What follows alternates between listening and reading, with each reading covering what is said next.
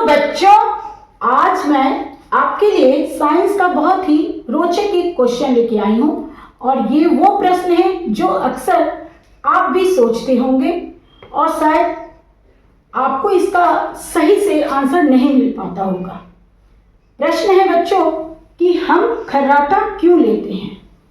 बच्चों, आपके घर में आसपास कोई जब सोया रहता होगा तो आप देखते होंगे कि वो खर्राटा ले रहा है और उसके खर्राटे से आपको परेशानी होती होगी। कई बार ऐसा भी हो सकता है कि आप सफ़र कर रहे हो और सफ़र में भी कोई ऐसा हो जो कि आपके आसपास हो और खर्राटा लेता हो, या स्वयं ये भी हो सकता है कि आप भी खर्राटा लेते हो। तो हम खर्राटा क्यों लेते हैं, इसका कुछ वैज्ञानिक कारण है।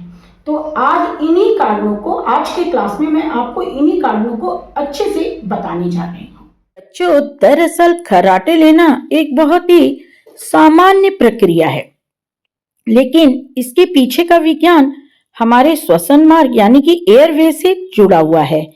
बच्चों, जब हम सोते हैं तो हमारे गले और मुंह के अंदर की मांसपेशियां यानी कि मसल्स शिथिल हो जाती हैं यानी कि रिलैक्स्ड हो जाती हैं।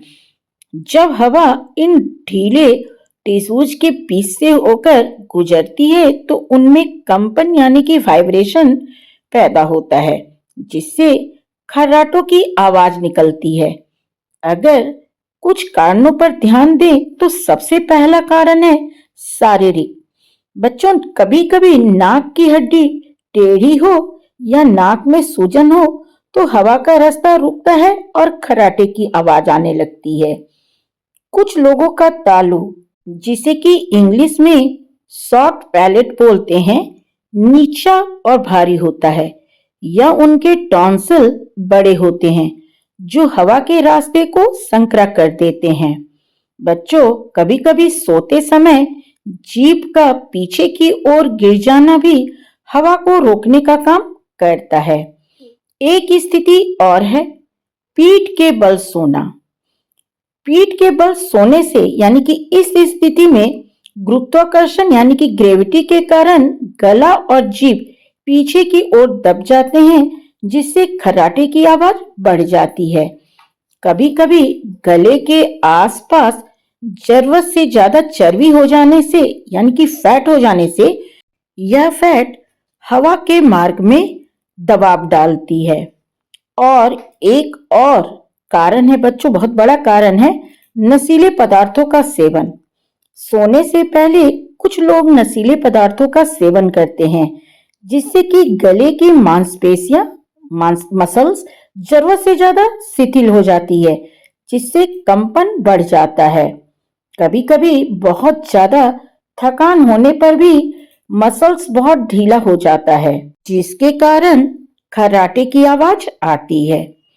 एक और कारण है जिसे हम लोग बड़ा कारण मान सकते हैं, बंद नाक।